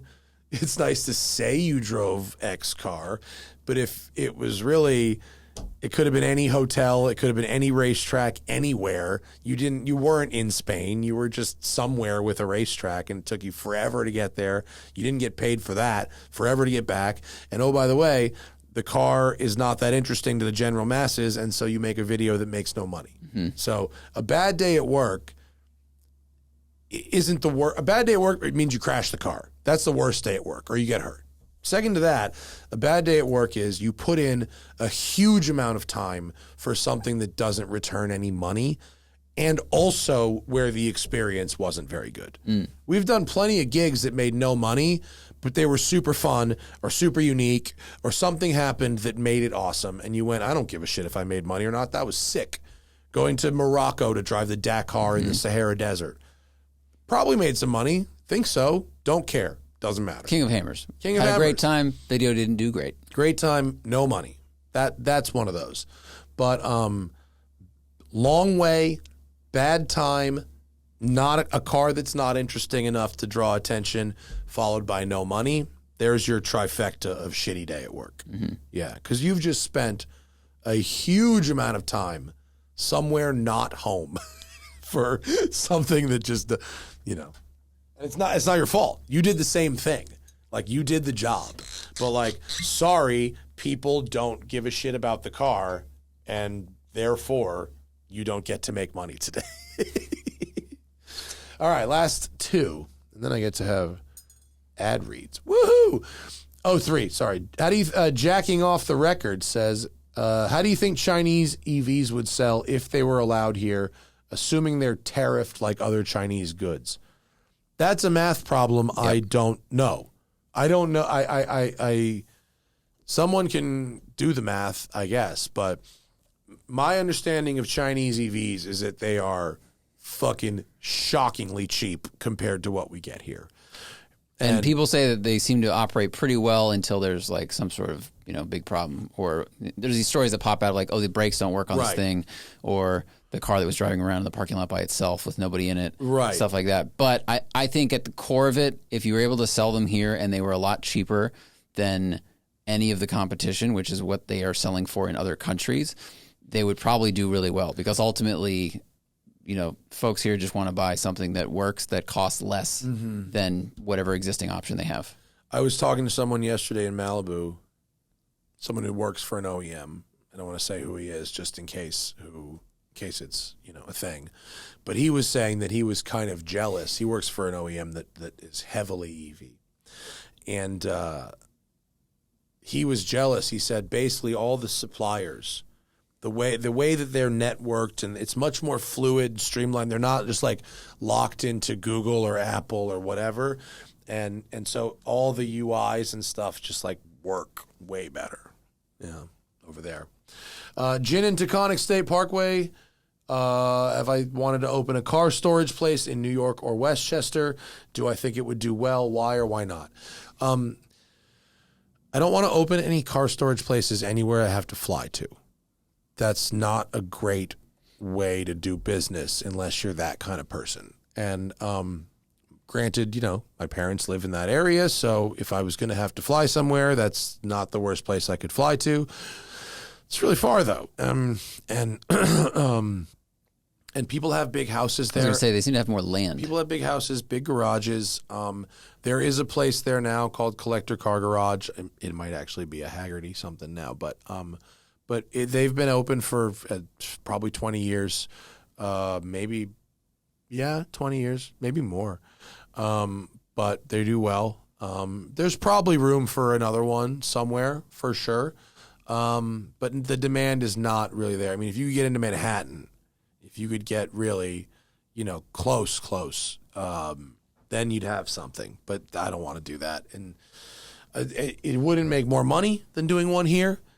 And I don't care, about having property there. Like, it's the same as anywhere else. Getting on a plane to go visit retail establishments stinks. Don't want to have to do it. Last one, lucky man to count on both hands, the one I love. The Pearl Jam is coming in heavy. Thoughts on the central seat, 1,300-pound, 250 horsepower, analog automotive GHPK. As a former lease owner, the idea of this is very pleasant. When you start to get this light, 1,300 pounds, I start to get concerned. It seems like that's not enough weight to have car. My Manx is 1,500 pounds. So this looks like an Elise. Is this not an Elise? Is it based on an Elise? Oh, is someone making like a full carbon body Elise? It's center drive? Yep. Center drive. Okay, so it looks like someone has made a center drive carbon bodied Elise. Well, that's cool. Let's see if we go to configurator. Oops. So it'll be cool if the steering is good. When you move the steering to center seat, sometimes it gets a little wonky. I've never driven a car that was converted to center steering from left-hand drive or right-hand drive steering where it didn't change the feel of it. Yeah, it looks like they build at least copies or something, but maybe the VHPK is a even smaller, lighter version of the Super Sport. No, they're basically taking S1 Elises. This is a Resto Mod company. They're taking S1 Elises and making carbon bodies and shit like that. Yeah. They restore and modify S1 Elises is what they're doing, which like cool. Like I get that, but like 1,300 pounds is a little too light for me. I don't need to be quite that light. Just a little heavier than a motorcycle. Yeah, I don't need to be quite that light. I bet you it's fun. I bet you it's cool, but it could also be fragile. And getting into an Elise is hard enough without the seat being in the fucking middle. If that has a roof on it, I can't get in that. I need to take the top off just to get in it. But okay, I get it. I think they will probably find a few takers, Well, thanks everybody. That's been fun. Appreciate you. We got. So I'm going out of town on the Road and Track Seaside to Sierra, the 23rd to the 28th, and then I go straight to Performance Car of the Year from there, and then I go straight to Pebble Beach where I play a round of golf with my dad and then come home. So I'm gone 23rd to the 6th. And what I'm saying is we are going to have so much podcasting in between now and the 23rd. We're doing another show tomorrow. I don't know what the fuck we're going to talk about. And then on Thursday, I have a double header with Moto Man George Notaris at 2 p.m., followed by Nicole Move from the morning to the afternoon. Now Nicole Johnson is coming in at 4:30. So I got a double header in the afternoon, sans Zach. Yeah. That will be awfully interesting. And then we have another show before I leave, right? Yeah. One more show before I leave. On the weekend. On the weekend or Monday. Yeah. So patrons are going to be getting just punched in the face with podcasts for the next 5 days, but then it's going to be trickled out to everybody else, over the next 2.5 weeks. And that's how we have to do it because I have to travel. So the Mustang story is going to be in the next issue of Road and Track print. As is my written Zinger 21. It's going to be those are going to be both in the same issue. So I have to finish both those pieces this week. Yikes. And we'll have a Zinger video soon. Mm-hmm. But first we'll have a Mustang GTD video Thursday the 17th. All right. See you later. Bye.